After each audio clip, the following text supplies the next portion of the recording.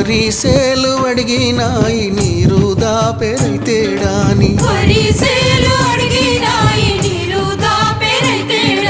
పత్తి సేలు అడిగినాయి నెత్తురు జల్లెరైతేడాని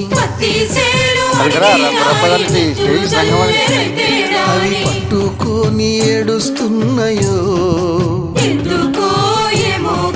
తుల్లి తుల్లి ఏడుస్తున్నాయో